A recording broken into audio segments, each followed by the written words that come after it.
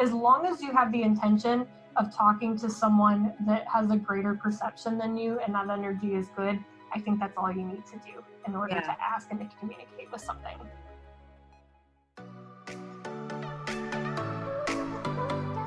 Welcome, Badass Manifester. I am so glad you are here. I'm your host and head coach, Ashley Gordon, master mindset and manifestation biz expert, founder of the Quantum Coaching Certification, and multiple six-figure entrepreneur obsessed with empowering you to create quantum leaps in your energy, your life, and your business. This is the show to help you make magic your everyday normal, where the ripple effect is real and the guest experts are world class. My mission is to power your conscious and subconscious mind with manifestation teachings, business tools, and coaching techniques to put your potential into action. Consider this your weekly up level. Are you ready for quantum transformation? Let's do this. Guess who we've never had on the show? Guess. We've never had a medical intuitive on the show, and I'm super beyond excited because today I am bringing on a medical intuitive. Her name is Rachel Reimer. She's a beautiful soul, and I have had the opportunity and privilege to work with her, and I'm really excited to bring her into your vortex today because she is so talented and gifted. And, you know, intuitive gifts and abilities are so interesting to me. Like, I love picking her brain on, you know, how she sees people. And I go into depth with her around like how specifically she sees loved ones that have passed, how she sees, you know, dis-ease in people's bodies, how she connects to her gifts, how she found her gifts. I mean, it's so interesting. She's such an amazing healer and teacher. So I'm really excited for you guys to listen to the episode today. I have to tell you, I got a new Organifi box in the mail, and every time it comes, I'm just like so excited. The shipping is always so fast. So many of you have said that to me when you ordered yours, and it was like the next day it's shipping out, and then the next day you got it, which is so great. In this box, I've got my green juice, but I also ordered the Organifi Immunity Boost juice. And the Immunity Boost juice is like very much so filled with a lot of vitamins, but specifically vitamin C and D. It also has zinc and beta glucan. And I was like, what's beta glucan? So of course I had to look it up because I need to know what's going in my body. And actually beta glucan benefits are due to the fact that it stimulates your immune cells deep in your gut, which to me is like, yes, I'm trying to like boost my immunity all the way down in my gut. That's what I'm trying to do. Not to mention, it tastes really good. It's very, very light and a little citrusy, which I'm a citrus girl, like all the way. I can eat a whole lemon. But don't worry, this immunity boost is not that citrusy, but it's like the perfect amount. It's really good. There's no added sugar too, which is surprising because it tastes so good. It's so easy to go down. So make sure you use my code because you get 15% off, you guys. You're my community, you're my people.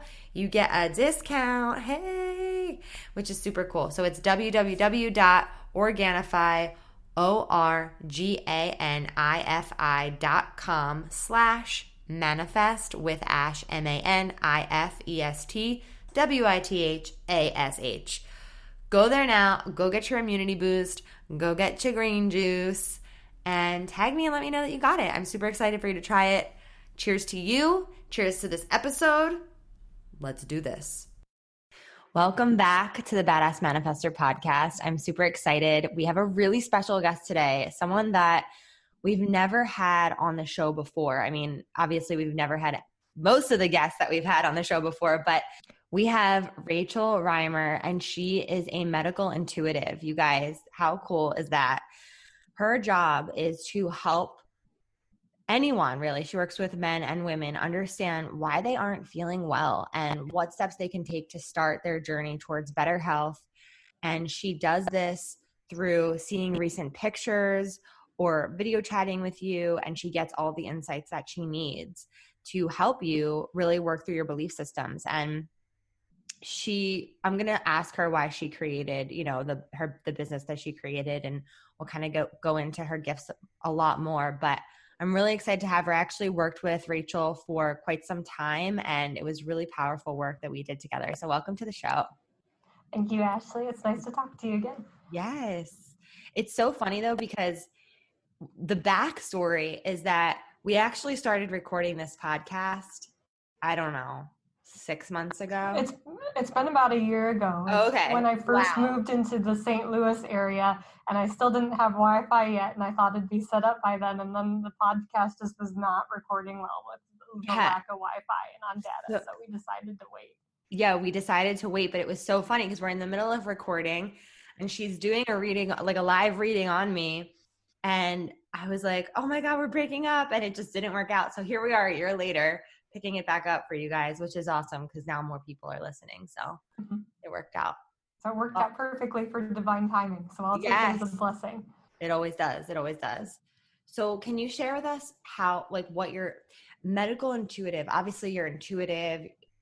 Would you call yourself psychic? It's in the realm of that. I don't know. I always make the association with psychic of I see the future. I know exactly what's going to happen, that kind of deal.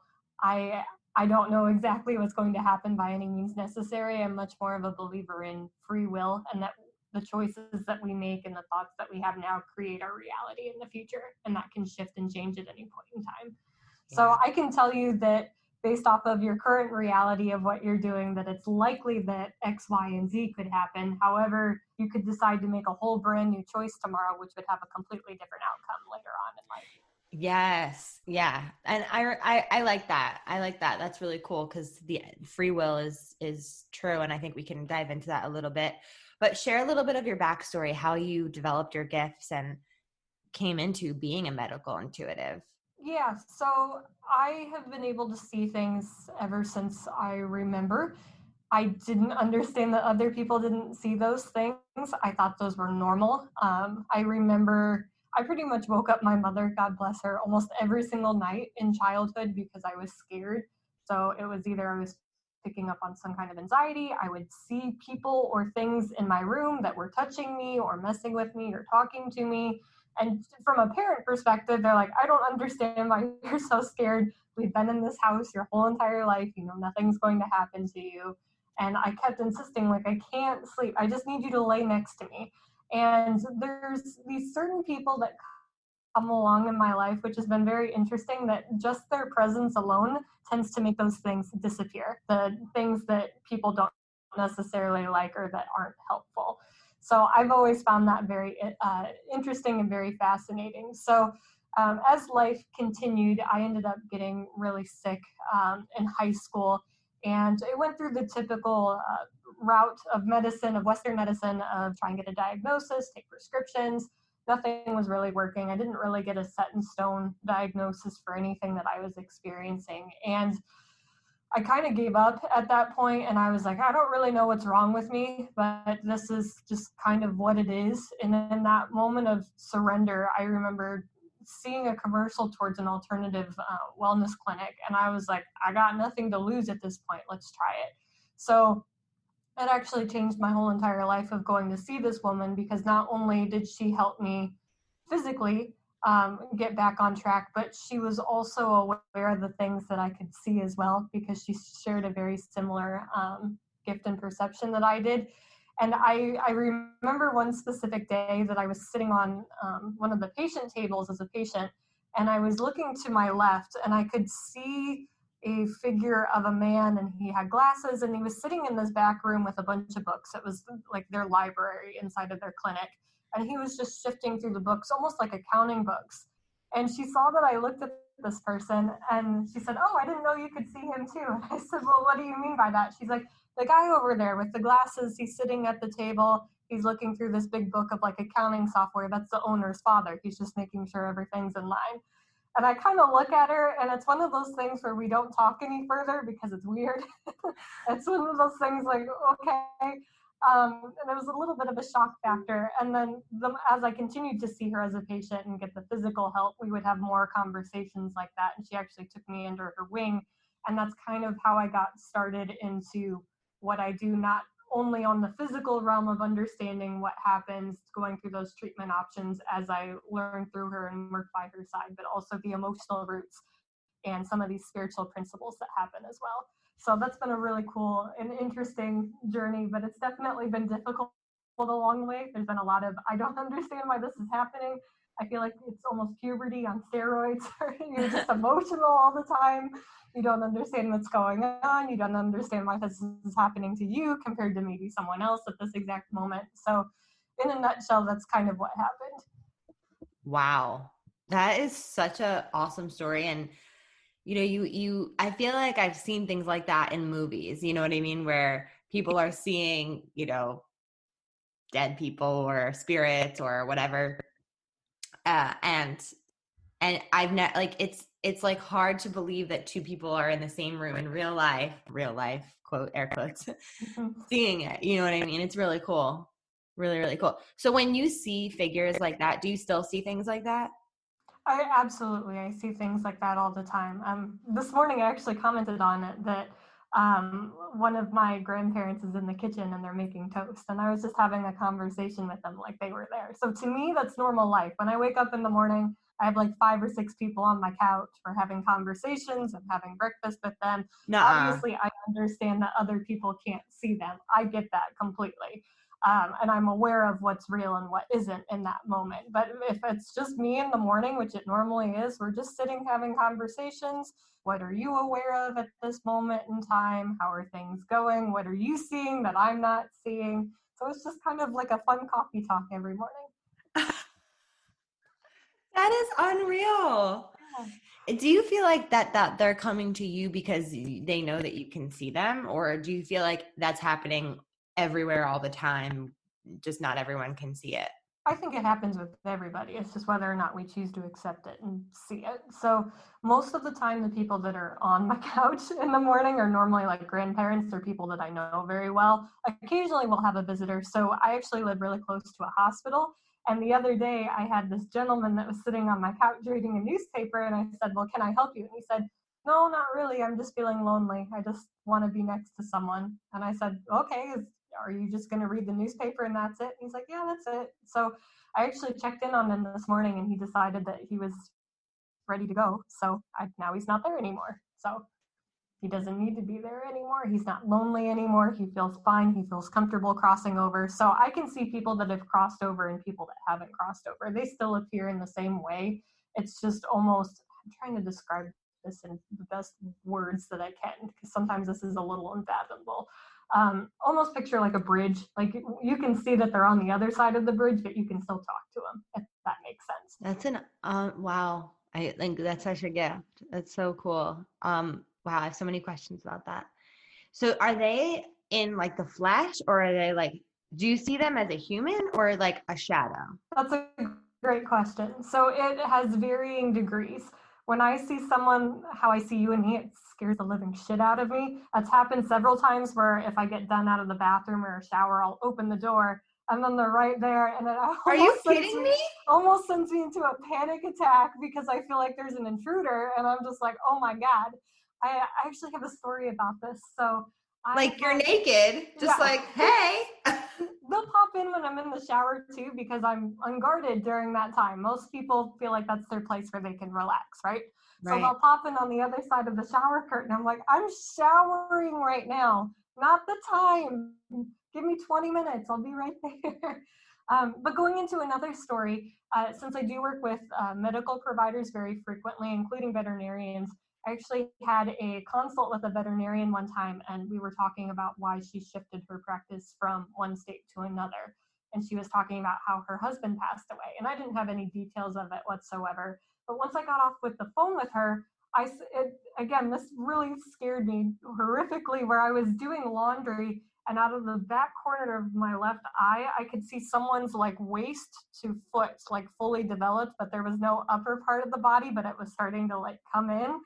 And it scared me. And then after I kind of calmed down a little bit, I was like, who was that? And it was her husband that was coming through, because he was like, I want to talk to her right now, because I've never had the opportunity to convey a message. No one has heard me or listened to me, and you're the perfect person to do this. And I said, I can't do that right now. She's not ready. I can do this at another time, but you need to give me some time and space to figure out how to tell her that. And he said, okay, I understand. So imagine trying to, Oh in your my. physical space right now, trying to communicate with a loved one, but you have a zipper over your mouth. So let's say that you haven't been able to talk to your mother for 10 years and you have a zipper over your mouth, you're going to be really pushy and impatient about wanting to make that happen. Right. That's how they are Mm-hmm. sometimes. Sometimes, not always, but sometimes it's just like, I've been trying to talk to you for 10 years and you haven't been listening or haven't been able to hear me. I'm like, please listen. Please let me give this message. It's like another layer. You know how I believe like people are waking up right now, right? Like people are starting to see things and they're starting to see synchronicities on a higher level and like all that. But that's like a whole nother level of awakening, because if people are aware of all the signs and the messages that are all around them from their loved ones, do you think that would make their loved ones more like relaxed about it? I would say so. Again, and it just depends on the type of person. Some people are perfectly fine that they haven't been able to give messages, and other people are very pushy. Yeah. Normally, the pushy people are people that are pushy in real life, and that's just been something that they've carried over continuously. And then you have people in real life that are relaxed, and that tends to be how they are on the other side too. So it really just depends. I don't think I've told this story in an interview, but this is a funny experience too. Of one time I was out with a group of friends, and this is the first time I think this is the first time I met this person, or I didn't know her very well. And I was at a Cardinals baseball game. So they have a very large restroom, like any kind of large public bathroom would have. And I'm getting done with the restroom. I feel like all of these stories are about me getting out of the bathroom because I've been guarded during this time. I promise we'll get to the medical stuff, you Yes, guys. I opened the door and there's this bigger Italian woman, and I could tell she was Italian by the way that she kind of carried herself like an Italian grandmother woman.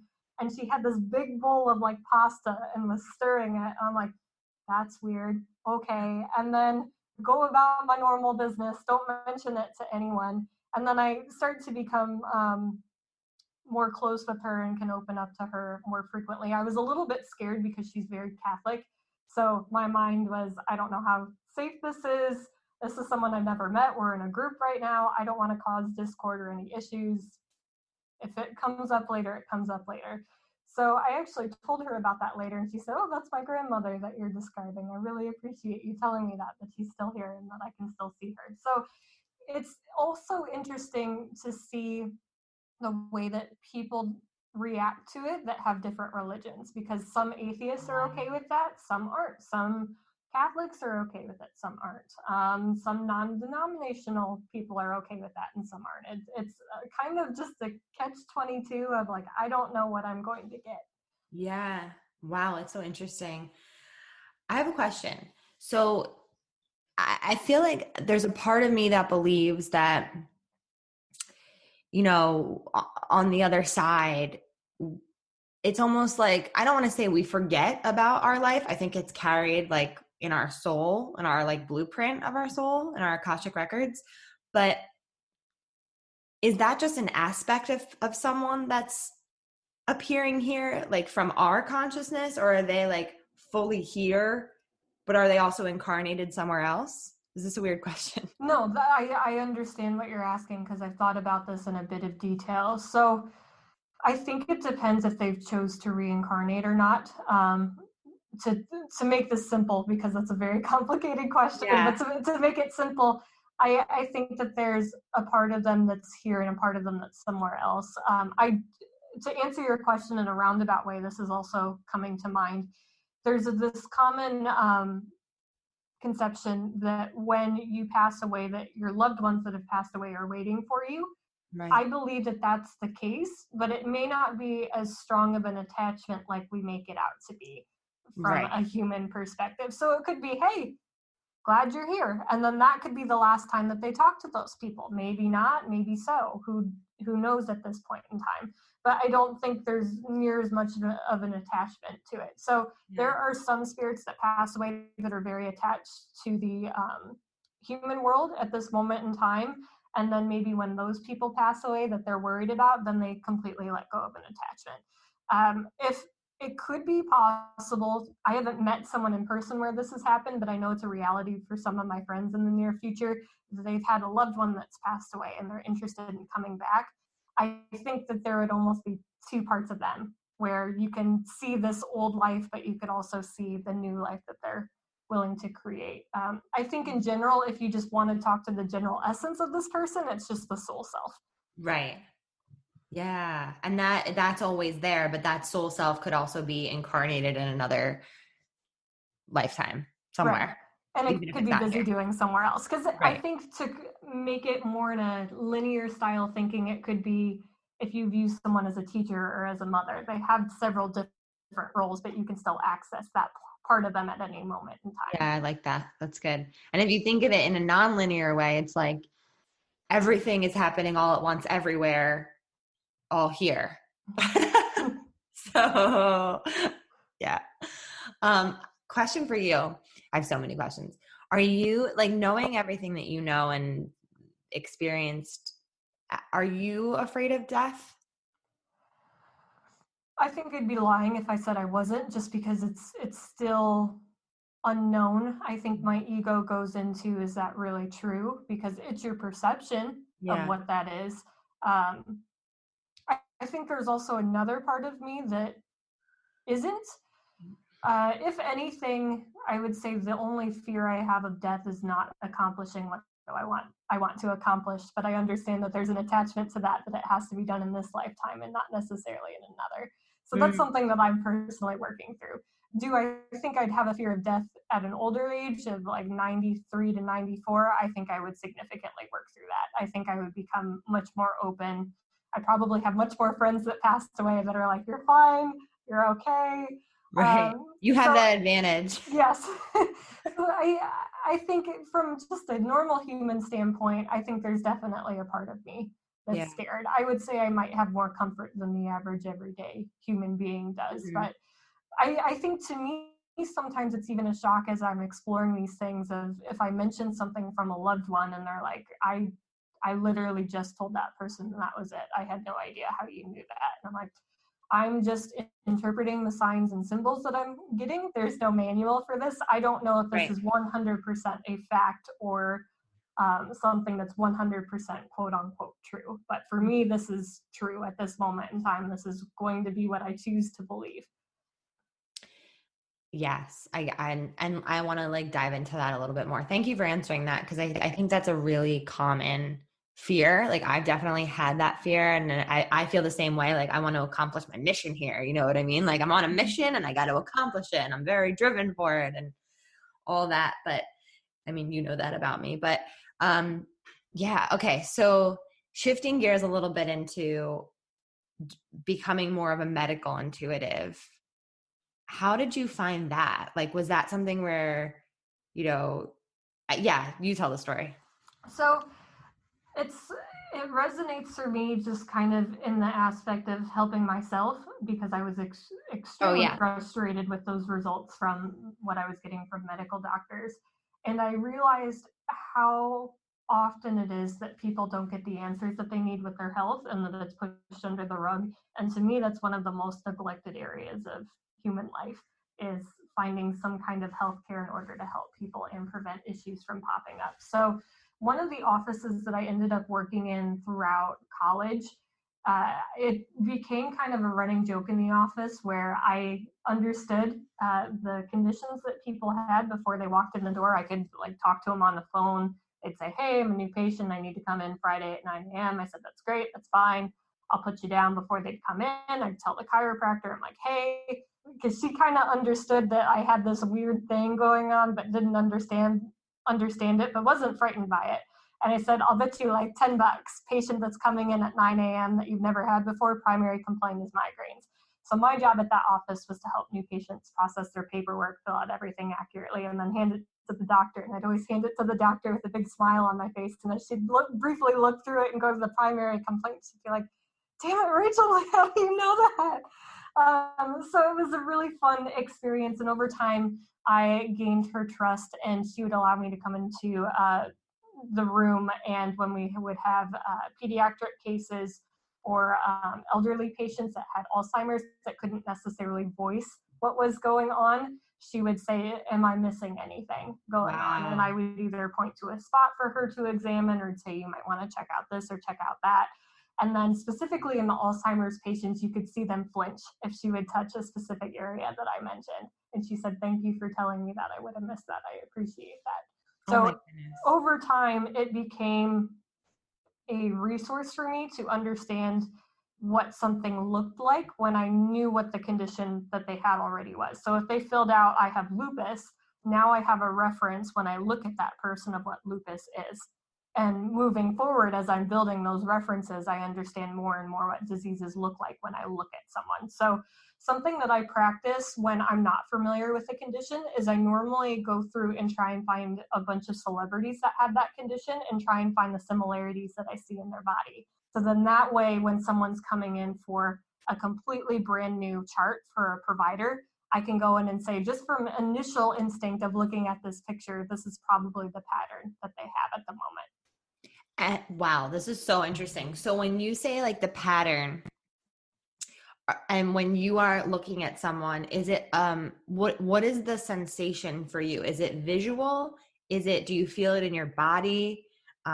You know how like there's different like clairs as far as Yep. How does it show up for you? Most of the time it's visual. I function really well in the visual spectrum. So as far as I look at each individual area of the body as its own thing, and then I go through and look at different systems. So imagine the speedometer that you have on your car where it goes from 0 to 100. Mm-hmm. From my perspective, I base that off of disease. So 0% disease to 100% disease in each organ in each area of your body. So I have this kind of like a guideline of 0 to 10% is normally not super concerning. It might show up functionally on lab work, functionally high or functionally low, like there's something kind of going on, but no big deal. Normally 10 to 50%, like you can definitely find this on an exam. Like I would encourage you to order this kind of lab work or order a CT scan or MRI or something like that. And then normally when I see an organ or area of the body function at 90 to 93% of disease, that's normally when the organ starts to go into failure and that person passes away. So based off of those numbers, I can give the providers that I work with kind of an overall picture as far as where they're currently at and then what level of treatment they can handle. So if I have someone that's at 89% and they're close to that 90 to 93 range, I'm going to say, there's no way in hell you can give them something powerful. They're literally this close to death. You have to give the most gentle option possible. So I believe it's possible to save someone still approaching that area, but it's very difficult. I have not gotten a case that severe at the moment where that has been possible, but I do believe that it is possible. A lot of the times, hope is kind of diminished at that point from the Western medical community of that's normally when that person's sent home to die. Mm-hmm. Which is very sad to me. I have this motto when I work with patients, and I tell my providers this all the time when their patients are discouraged. I said, I don't give up on you until you give up on you. Wow. I will go until your last breath if that's what you want to do. Because I always believe that there's a solution. And like I said, going back to the choices, you can always make a choice. Even if it's just a mental choice or just a mental shift in that last moment before you pass away, that can change your whole entire future. Wow, that's so powerful. It is so, so powerful. So can you share do you primarily work with like specific types of, like, I know you work with cancer patients, right? Mm-hmm. Okay. And then Alzheimer's, you said as well? I do cancer patients, Alzheimer's. I do a lot with primary care doctors. So pretty much anything that falls in the line of primary care. So that could be Hashimoto's, that could be weight issues, that could be digestive complaints, it could be GERD. I'm just trying to think of in general what I've dealt with in the past 12 months. A lot of autoimmune conditions. That's probably a majority of my practice right now is autoimmune conditions because people are never getting the help they need. Normally in the Western medical community, there's no solution for that. It's I can put you on maintenance and hopefully it doesn't get worse very fast, and that's about all I can do for you. So from my perspective, normally autoimmune challenges tend to be viral. And in the Western medical community, we don't have necessarily these antiviral drugs or prescribe antiviral drugs for these conditions. So they continue to manifest and get worse and worse and worse over time. And that's also why these autoimmune patients experience flare-ups, because when we get emotionally stressed out, that's what turns the virus on. And when that stress is diminished or extinguished, that's when that turns the virus off. So from my perspective, that's the same thing with cancer. That's why we have cancer that reoccurs and cancer that never comes back, is because are we reoccurring that stress that was originally stored in that body? Wow. Yeah. And I remember when we would have our sessions, I think it was a little bit different because obviously I wasn't coming through you from a doctor, right? So like we didn't necessarily, you couldn't scan me and say, maybe your throat. Did you do that? Or I would tell you what I was feeling, and then you would go into the belief of that area. Yes. So let's say if you came to me with thyroid issues as a personal client, I could say, from my perspective, this is the emotion stored in it. And if we work through the emotion stored in it, there's no reason for the body to hold on to the symptom anymore, because the symptom is a reminder that something's not right or that you're not 100% okay with something. So with the providers, I offer physical, emotional, and spiritual insights to help them make the best treatment plan possible. So when I work with personal clients, it's strictly just figuring out what beliefs are causing their current physical reality. And whether I would that's always in relationships. I just want to know. I'm like, Rach, just tell me, do I have to get an MRI? You guys, I'm a hypochondriac, just so you know. And like, I would always be like, am I okay? Am I okay? And she's like, I'm not going to tell you that. Like, we're going to work on the emotions. Yeah. Because at the bottom line, that's all you can personally control. Right. And so I want you guys to know that if you're like, okay, I know I need to work with Rachel, I just want you to know she's going to do her part, but you have to do your part, right? Like you have to be willing to look at the things that are showing up for you, because they're all a manifestation of your belief systems. And I've talked about this a lot with doctors, that there's a really interesting belief going around right now that it's, I have a problem, I'm giving you my problem, you fix it. And that does not work at all whatsoever. And that's the same thing with me. I'm a resource to help you heal yourself. I cannot fix you. I cannot take your problem, help you deal with it, and then give you a solution. That does not work. If anyone claims to be able to fix you, run away. Far away. So question, just with everything that's going on in the world right now, what is your feeling and intuition on the coronavirus? As far as the origin of it, as far as how people are handling it, what do you mean by that? I guess, like, do you believe, like, what's the belief in humanity that has manifested this? So from my perspective, it's people have been ignoring the things that have been creeping up and their intuition's been nudging them to do. And this is the opportunity to do it. That I have told you guys that you need to spend more quality time with each other, that if you want to pursue this. I'm giving you the time and space to really think about what's going on in your life and where you want to go. Yeah, beautifully said. Yeah. So do we want to give a little bit of an example of like how you dig into belief system? Because I know we tried to do that before. We won't go like all the way, but like maybe just something. Yes. Yeah, absolutely. Give me about a moment to just sit with you for a second, just because I've done your reading so many times. Yeah. So let me see if I can pick up something different that we haven't talked about before. Let's see. Something with your mom's coming up. Let me see if I can be a bit more specific and pinpoint what that is. I just get mother, I get stubbornness, I get over the past 2 years. What has your mother been stubborn over or about within the past 2 years that it just feels like it's getting worse and worse and worse? What comes to mind when I give you those context clues? And it could also be mother-in-law. It's a mother figure.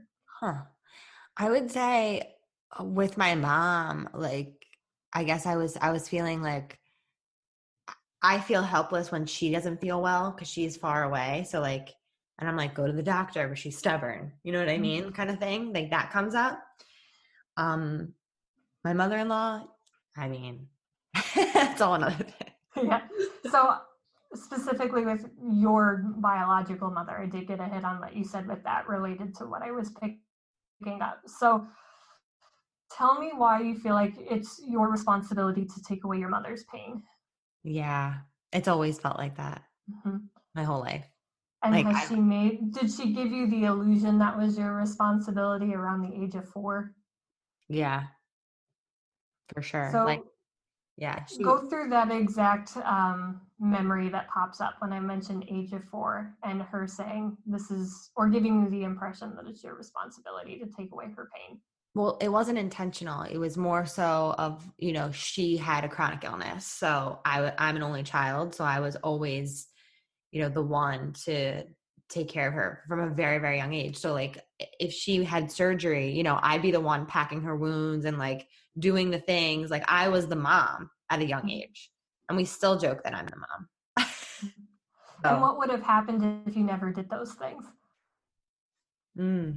wow. Do you think you would have received any love from her in your 4-year-old brain? Oh, yeah. I definitely did it to, I was always going above and beyond.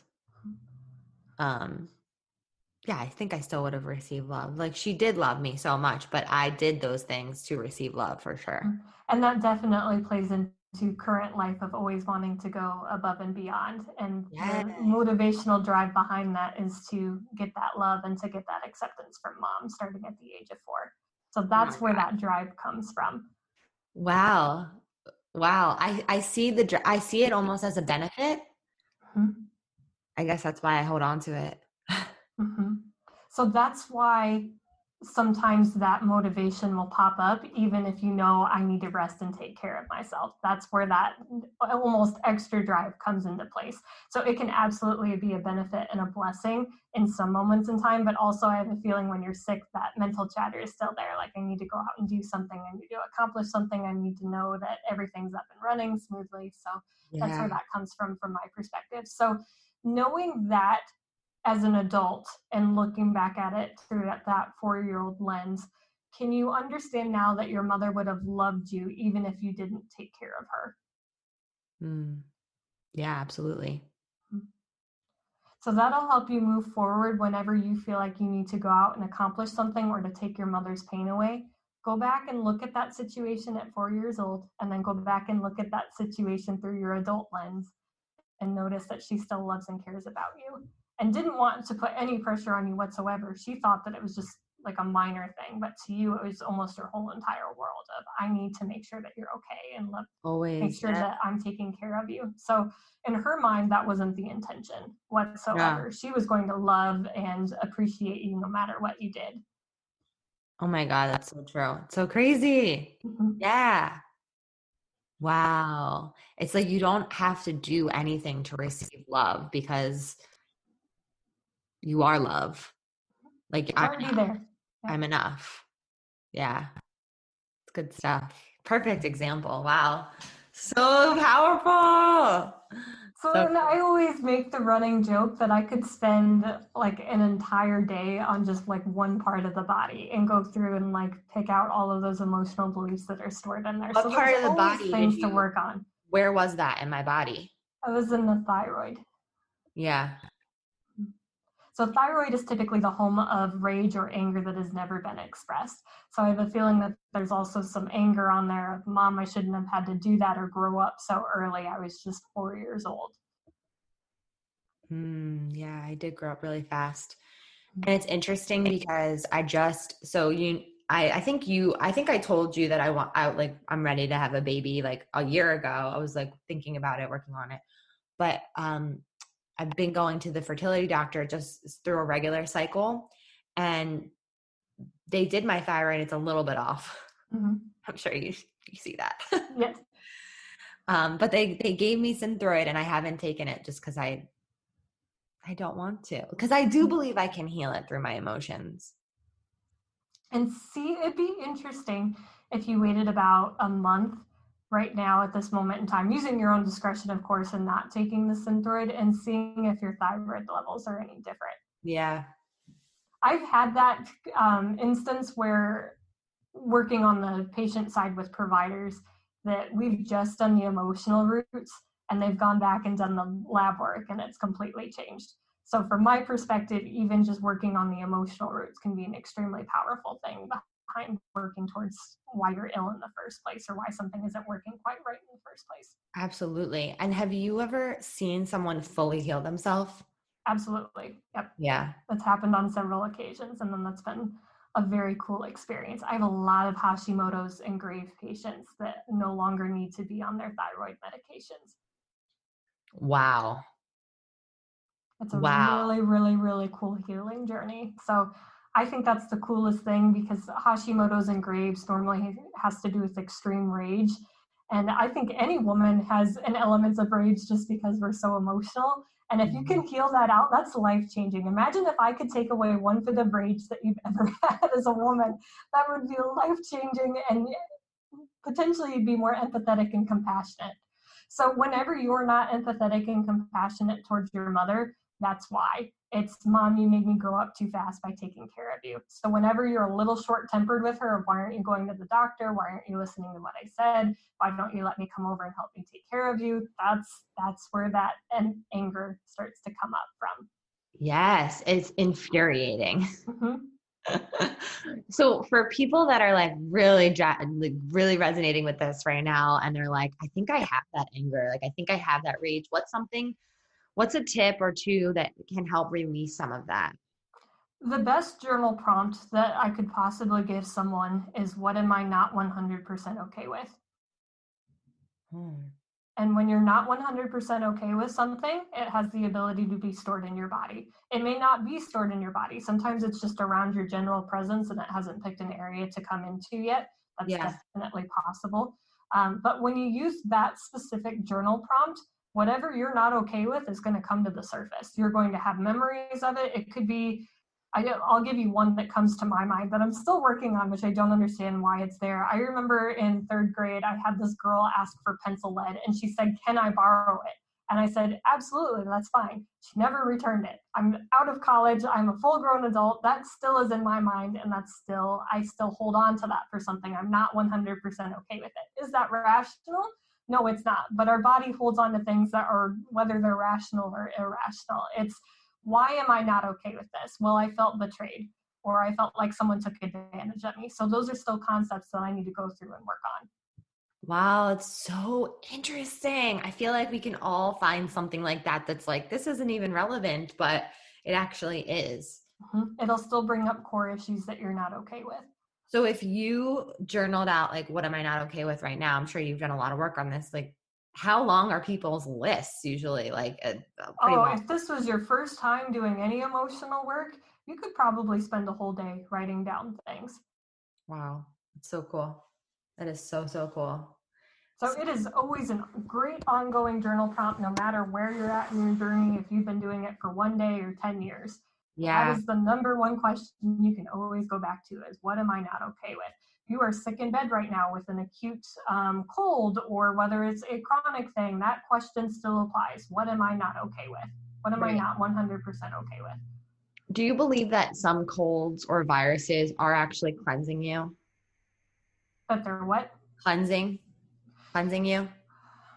I think it can help you process that emotion or release it in some case. Meaning that if you feel like you're just not feeling well, if you contract the flu from that specific belief, it could be allowing you to take the space mentally and physically to rest, so that you do feel better and do feel well, if that makes sense to answer your question. Yeah, that does make sense. So over New Year's, I had a lot of different things happening physically, but I got so sick. I was just throwing up. It was coming out of every end. It was disgusting. And I had fever, but I refused to take anything, and I like wanted to feel it. And I could feel the transformation that was happening. Like, all these beliefs were coming up. All these things were just being processed through. And I felt like it was a whole experience. Mm-hmm. I know that sounds so weird, but like, no, that's perfectly normal. So even in those moments, especially in like acute moments like that, where you're just like, I need some kind of temporary relief, whether or not you have physical medicine available, it's, what am I not okay with right now? And right. once you recognize that and understand how you can become 100% okay with it, your body has no reason to have those symptoms anymore, to Oh my remind you God, you're not okay with yes. something. Yes. Todd was trying to give me nausea medicine. I'm like, no, I need to feel this right now. Yep. Like, I need to be in this. Like, I don't want to hide from it. That's so interesting. Okay, cool. And that's a great thing too, just for a little tidbit. Anytime that there's throwing up involved, especially in early pregnancy, I see this, it's because there's some kind of rejection involved of I'm not okay with this. I don't understand why I'm going through this. This shouldn't have happened to me. A lot of new mothers go into this subconscious mindset of I'm not okay with having a child right now. I can't afford having a child right now. I don't know what I'm going to be like as a mother. It's this sense of rejection. And when they realize that they're okay where they're at right now, and baby chose to be there on purpose for that specific mother, that tends to be when that nausea goes away. Wow. So interesting. I love it. I love it. Wow. There's so much gold here. Okay, cool. So a couple other questions that I could think of were like, well, right now I'm just so curious. Is there anyone behind me?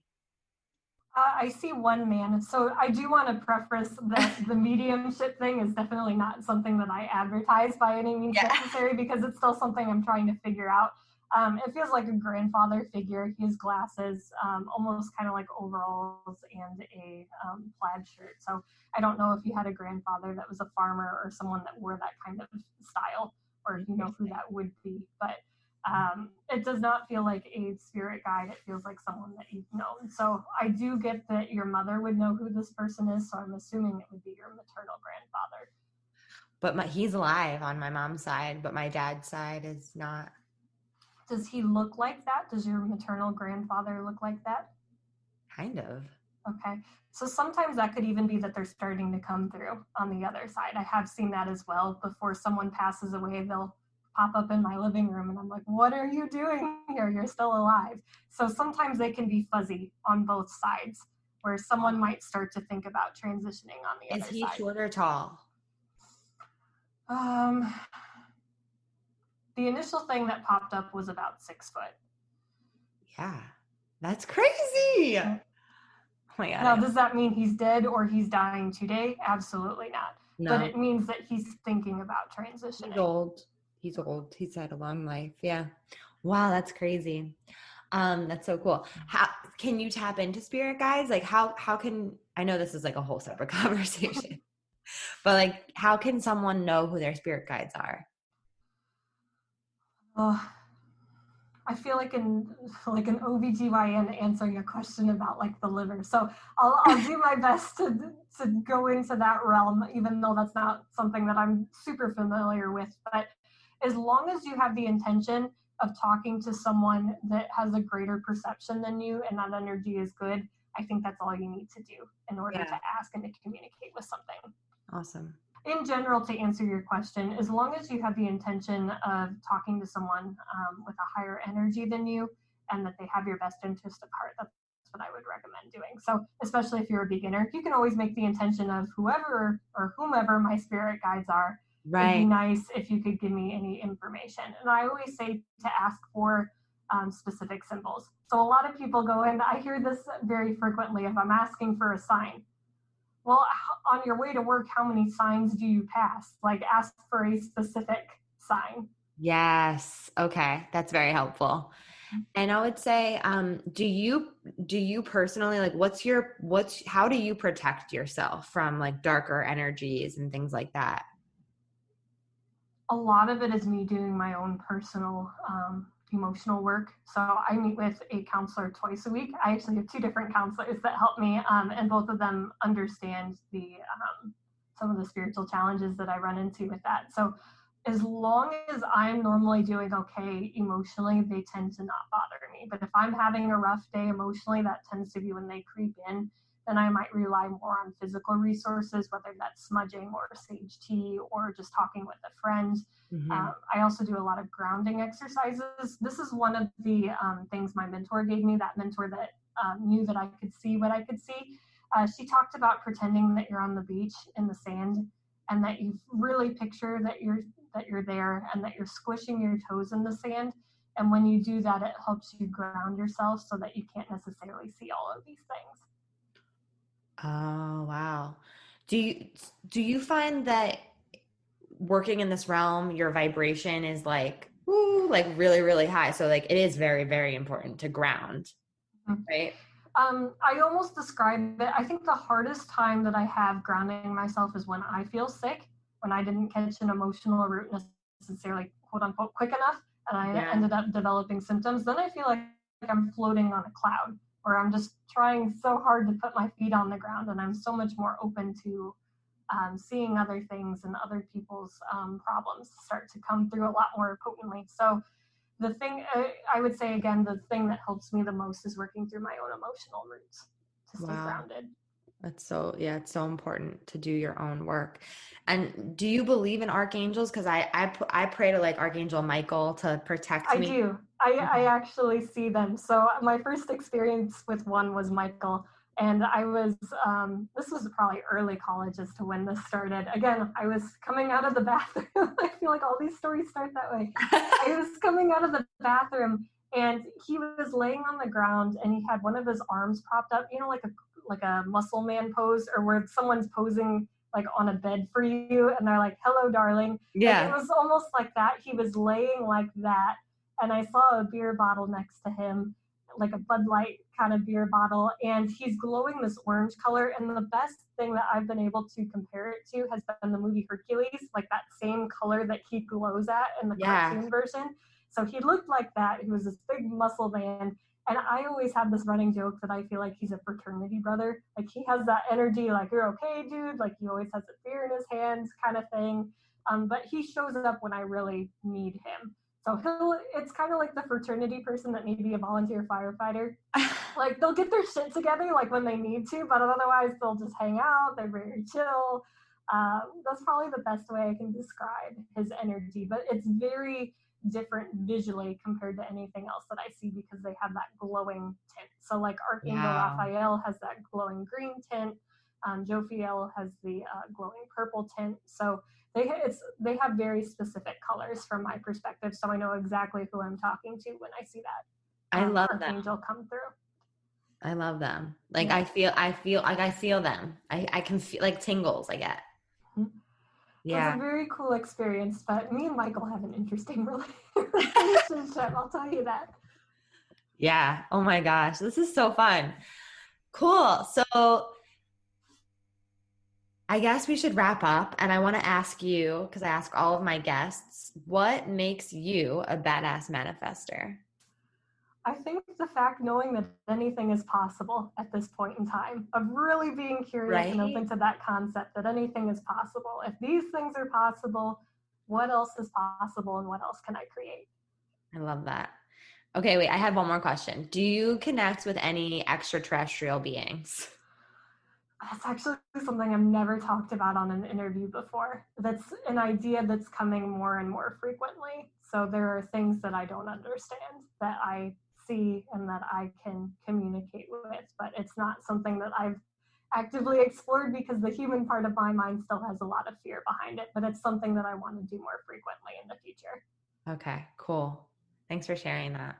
Yeah. Amazing. Okay, I know everyone wants to work with Rachel. So where can they find you? How can they connect with you? Sure. So And they can go to www.m.i.raeofhope.com, click on the personal client tab, and then you can schedule an intuitive session there. You can also go to my Instagram page of m.i.raeofhope, and you can text the phone number that's on there, and it'll send you a link to your phone to set up your first intuitive session. awesome. So glad. She's not really on, you're on social media, but you're not really on social media, right? No, not Okay. not super frequently. I'm Yeah. there. I have a presence, but it's not Yeah. like I'm here all the time at every moment Not possible. like me. But I'm here. I'm available. I'm alive. Awesome. So glad you're alive. So glad that you were on the show. Thank you so much for sharing yourself with us and your gifts with us. I'm really excited for everyone to connect with you and your energy. So thank you. Thank you for having me, Ashley. I hope this helps someone out there, whether it's a physical piece on working through a issue, or if it's just a spiritual piece of understanding something that could be true and helping them on their journey. Amazing. And on that note, I would say if you are listening and you're like, yes, I do want to work on a physical level as well, Rachel can refer you to providers that she works with so you can get the medical and the intuitive mediumship with, you know, everything that you've got going on. If you're dealing with a chronic illness and this is really resonating, then you can support people with getting to a provider, right? Yes, that's absolutely correct. Cool. Awesome. Well, we hope you guys enjoy. We know you guys enjoyed this episode. Let's be real. It was so good. So tag at Manifest with Ash, and on Instagram, what are you? m.i.raeofhope. m.i.raeofhope. All the links will be in the show notes, and we'll see you guys next week. Bye. Woo! We did some work today. Thank you so much for listening. You know I love my BAM fam. If this episode resonated with you, please share it with someone who you know would love it too, because we live for the ripple effect over here. And how can you best support the show? Make sure you're subscribed, hit the 5 stars, and leave a review on iTunes, and let me know how the podcast has impacted you. I love being part of your real-time journey, so screenshot the episode and tag me and my guests on Instagram at Manifest with Ash. Now say it with me. I am my own power source. I am the master of my own energy, and I deserve everything that I desire. We don't just talk about it over here, we be about it. Now go get 'em.